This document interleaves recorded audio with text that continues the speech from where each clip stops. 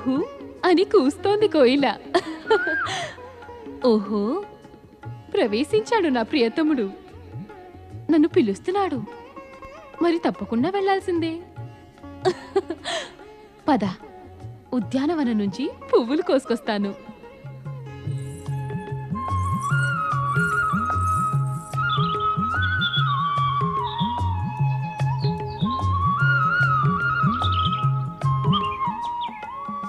సుశ్వేత, నీవు రాను రాను ఎంతో రహస్యమయుడు అవుతున్నావు. కేవలం రహస్యమయుడవే కాదు, మరి ఇంకా చెప్పాలంటే మంచి రసికుడవు అవుతున్నావు. నీవు మరీ మరీ మిత్రభావాన్ని చూపుతూ ఉంటే రానున్న భవిష్యత్తులో నేను ఎలాంటి రూపధారణలు చేయాల్సి వస్తుందో. వృషధ్వజ, నా ప్రాణాలపై ఎలాంటి ఆఘాతాన్నైనా సహిస్తాను, మిత్రభావం పైన కాదు. అది నాకు తెలుస్తూనే ఉంది. కానీ చెప్పు, రాజకుమారి పద్మజ దర్శనం ఎప్పుడవుతుంది? ధైర్యంగా ఉండు. అక్కడికి చేరుకునేందుకు ఎక్కువ సమయం పట్టదు.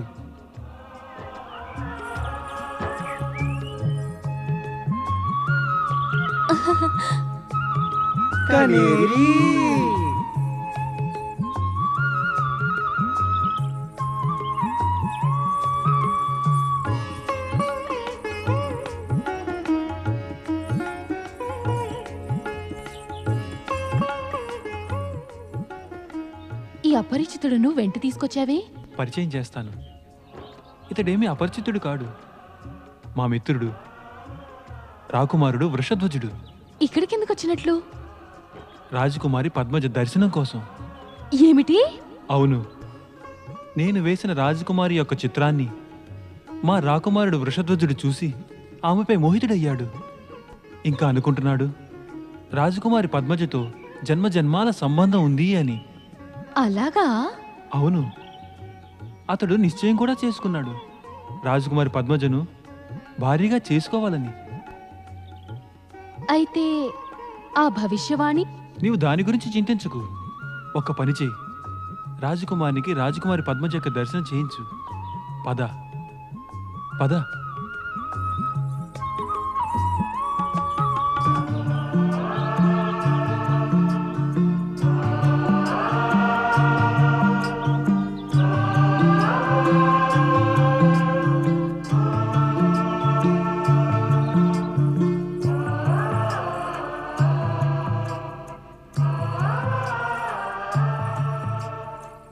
ప్రణామం రాజకుమారుడు గారు. ప్రణామం. నేను మరి వీరి యొక్క మీ యొక్క మిత్రుని. నాకు అర్థమైంది. నీవు కూడా అర్థం చేసుకో. ఏ ప్రకారంగా నా మిత్రుడు సుశ్వేతుడు నా మనోవాంఛాపూర్తికై నాతో సహకరిస్తున్నాడో అదే ప్రకారంగా. నాకు అర్థమైంది రాజకుమారుడు గారు.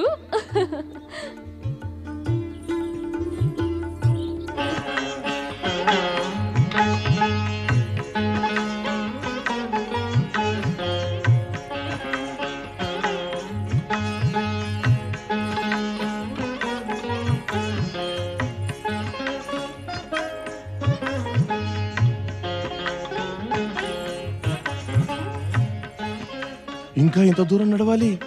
ఇప్పుడు రాజకుమారిని కలుసుకునేదాకా నడవాల్సిందే రాజకుమారా. పదండి. రాజకుమారి గారు, రాజకుమారి గారు, క్షమించండి నన్ను. క్షమా? ఎందుకు క్షమించాలి? ఏమి అపరాధం చేశావని? మీ ఆజ్ఞ లేకపోయినా తమ సేవ కోసమని ఇద్దరు దాసీలను తీసుకొచ్చాను. దాసీలనా?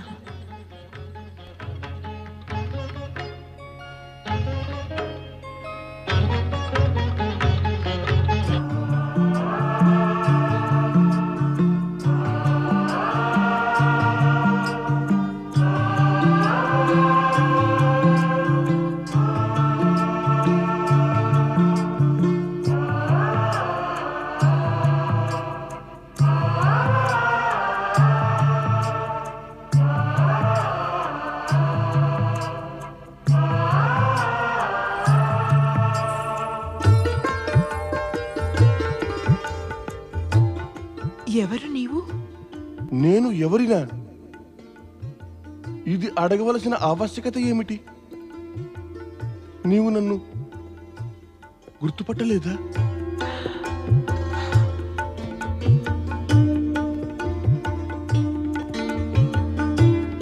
నిన్ను ప్రశ్నించనే లేదే నువ్వు ఎవరివని.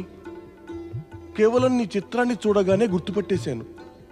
నీవు నా జన్మ జన్మల సహచరినివని. అదీనూ కాక సుశ్వేతుడు వేసిన నీ చిత్రాన్ని చూసినప్పటి నుంచి నీ యొక్క రూప సౌందర్యాలను చూడాలని నా హృదయం ఉవ్విళ్ళూరుతూ ఉంది. అప్పటి నుంచి నిన్ను కలవాలని ఆరాటపడుతున్నాను.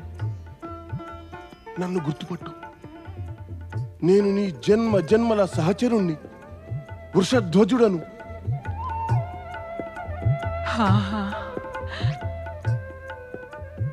నాకు కూడా అలాగే అనిపిస్తుంది నిన్ను చూడగానే. మనం జన్మ జన్మాంతరాలుగా సహచరులమనిపిస్తోంది.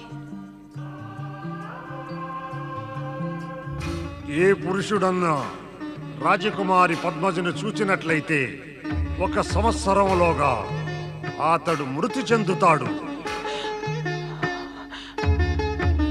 ఏమైంది? ఇది నీకు మరి తెలిసినా? ఏ పురుషుడు నన్ను చూసినా అతడు బాగా తెలుసు. అయినా నేను ఇక్కడికి వచ్చాను. ఎందుకంటే నాకు పూర్తి విశ్వాసం ఉంది. భగవంతుడు పరమశివుని ఆరాధిస్తే గనక నీ యొక్క శాపం సమసిపోతుంది.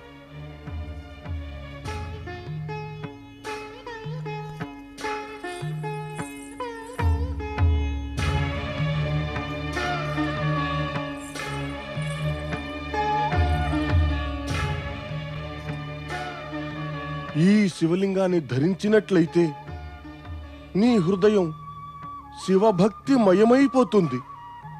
ఇక సమస్త అరిష్టాలు దూరమైపోతాయి. అమ్మో!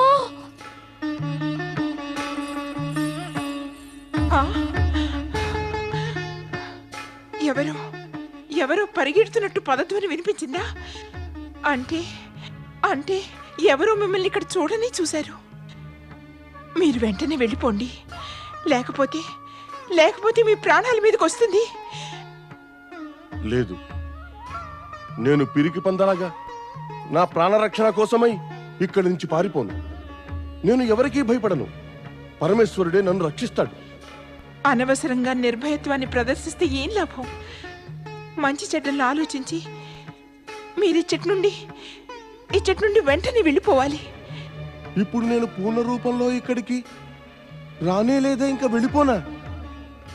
ఇక్కడకు వచ్చి నా మనసులోని మాట నీకు చెప్పలేకపోయాను. నీ మనసులోని మాట వినలేకపోయాను. ఇక్కడకు వచ్చి ఏమి చేశాను? నేను మాట వినకుండా, మాట చెప్పకుండా ఇక్కడి నుంచి వెళ్ళిపోనా? నాకేమాత్రం నచ్చలేదు ఇది. ఈ సమయంలో మనకేది నచ్చిందో అనే దాని గురించి ఆలోచించరాదు. ఈ సమయంలో సురక్షా విషయం గురించి ఆలోచించడం చాలా అవసరం. మీకు నేను విన్నవించుకుంటున్నాను, మీరు నాపై దయతో వెళ్ళిపోండి. మా తండ్రి గారు మహారాజు పద్మనాభులకు ఇది తెలిస్తే మన ఇరువురి ప్రాణాలు తీసేస్తారు. నువ్వు చెబితే అలాగే వెళ్ళిపోతాను. కానీ నాకొక మాటనివ్వాలి. మళ్ళీ నీవు శీఘ్రంగా కలుస్తానని. పరిస్థితులు కలిగించే అవరోధాలు ఎంత కఠోరమైనవో అది తెలిసిన పిమ్మట కూడా మీరు నన్ను కలుసుకుంటారా? ఆ పరమేశ్వరుని కృప పరిస్థితుల కన్నా అధిక శక్తివంతమైనది. నాకు వారి మీద సంపూర్ణ విశ్వాసం ఉంది. మనం కలుసుకుంటాం, శీఘ్రమే కలుసుకుంటాం.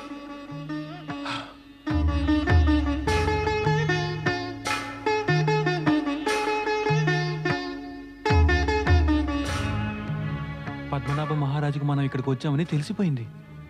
వెంటనే ఇచ్చటి నుండి మనం వెళ్ళిపోదాం. పద.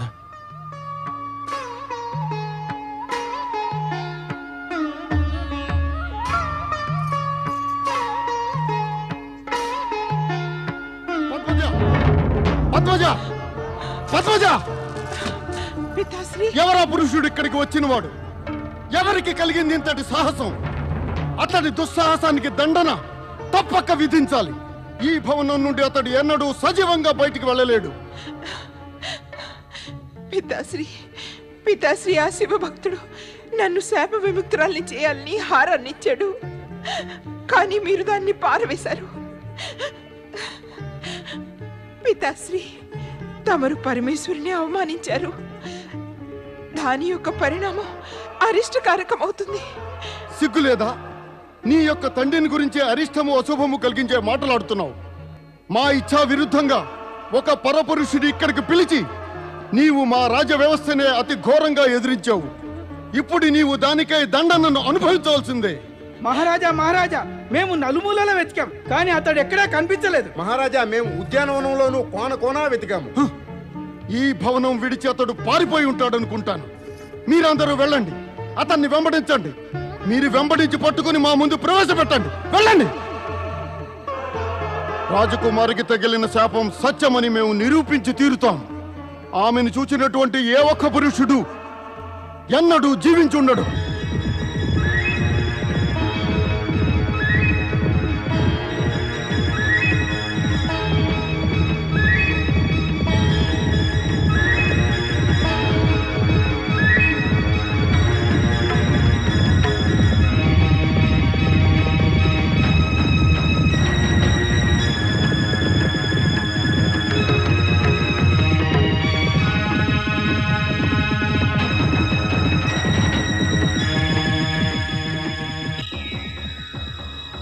వృషధ్వజ, సేనాపతి ప్రసేనజిత్తు తన అశ్వాలతో మనల్ని వెంటాడుతున్నాడు.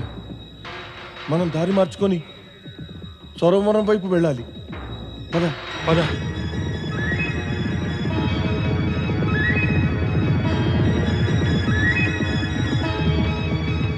పదండి.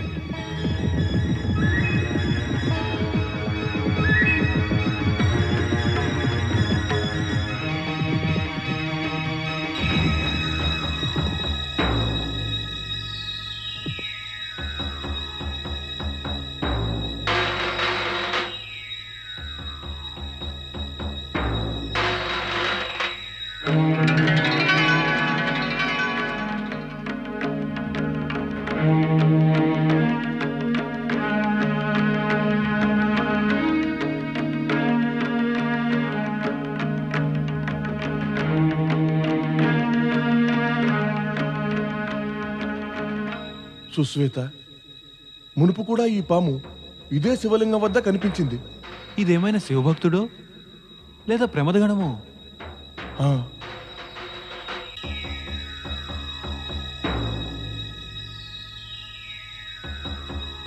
ఓ శివశంకర, ఇప్పుడు పద్మజ యొక్క నా యొక్క రక్షణ బాధ్యత కూడా మీపైనే ఉంది. నాకు గట్టి నమ్మకం ఉంది మీ కృపా కటాక్షంతో మా పునఃసమాగమం అవుతుందని, ఇంకా మా జన్మ జన్మల సహచర్యం బాగా నిలుస్తుందని. ఓం నమః శివాయ, ఓం నమః శివాయ.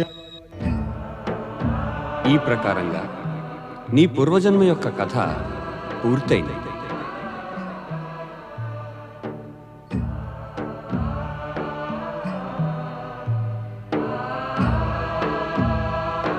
ప్రభు, నా పూర్వజన్మ యొక్క కథ వినగానే నేనే చకితుడనయ్యాను. నాకు నమ్మకమే కలగడం లేదు. అతడే నేనని. కన్నప్ప, నీవు పరమేశ్వరుని కృపాకటాక్షంతో కైలాస ప్రాప్తిని పొందావు. ఆ కృపాసూచనలు నీకు పూర్వజన్మలోనే లభించాయి. భక్తవత్సల పరమేశ్వర, ఇక రాజకుమారుడు వృషధ్వజుడు, రాజకుమారి పద్మజల కథ ఎలాంటి మలుపు తిరిగిందంటే, ఆ తరువాత జరిగిన సంఘటనలని తెలుసుకోవాలనే ఉత్సాహం పెరుగుతోంది. ఇప్పుడు మీరు మాపై దయతో చెప్పండి, వారిద్దరి సమావేశం శీఘ్రంగా జరిగిందా లేదా? తొందరపడవద్దు నారదా, నీకు పూర్తి కథ వినే అవకాశం తప్పక దొరుకుతుంది. ఇక ముందు కథలో ఏమైందంటే, మాతా, రా పుత్రా, నిన్ను చూడగానే మరో జన్మనెత్తినంత సంతోషంగా ఉంది. లేకపోతే నా హృదయం దుఃఖ సాగరంలో మునిగిపోతూ ఉంది. నిన్ను చూడగానే నాకు పోయిన ప్రాణం లేచి వచ్చింది నాయన. మంచిదే అయ్యింది నీవు ఆ శాపగ్రస్తురాలు రాజకుమారి పద్మతిని కలుసుకోలేదు. నేను ఆమెనే కలిసి వస్తున్నాను మాత. ఏమిటి? అవును మాత, నేను ఆమెను కలుసుకుని వస్తున్నాను. ఇంకా భగవంతుని దయ ఉంటే నేను ఆమెను మళ్ళీ కలుసుకుంటాను. మళ్ళీ కలుసుకుంటావా? ఆ శాపగ్రస్తురాల్ని మళ్ళీ కలుస్తావా? పరమశివుని ఆరాధన వల్ల ఆమెకు శాప విమోచనం కలుగుతుంది మాత. శివారాధన వల్ల విమోచన కలిగితే ఆమె శాపగ్రస్తురాలు ఎందుకు అవుతుంది? నీవామెను కలుసుకొని మంచి పని చేయలేదు పుత్ర. నీ జీవితము, నీ మాతాపితరుల జీవితాల్ని కూడా సంకటంలో పడవేశావు. నీవు ఆమెను కలుసుకొని వచ్చావు. భవిష్యత్తులో మాత్రం ఆ పొరపాటు చేయవద్దు. జరగవలసింది ఎవరు ఆపగలరు మాత? అమ్మతో జరగవలసిన వాటి గురించి మాట్లాడుతున్నావా? మరి నేను కేవలం ఒక్కటే చెబుతాను మాత. సుశ్వేతుడు వేసిన చిత్రాన్ని నేను చూడకుండా ఉంటే రాజకుమారి కోసం నా మనసులో భావాలు ఎందుకు రేగుతాయి? ఆ నమ్మకం నా మనసులో ఏల ప్రవేశిస్తుంది. మేమిద్దరము జన్మ జన్మలుగా సహచరులమని. ఒక్క మాట మాత్రం అర్థం చేసుకో మాత. నేను అధిక సమయం ఆమె నుండి దూరంగా మాత్రం ఉండలేను. నీవు గనక నన్ను ఆమెను కలవకుండా ఆపావంటే ఇంక నా ప్రాణాలే విడుస్తాను మాత.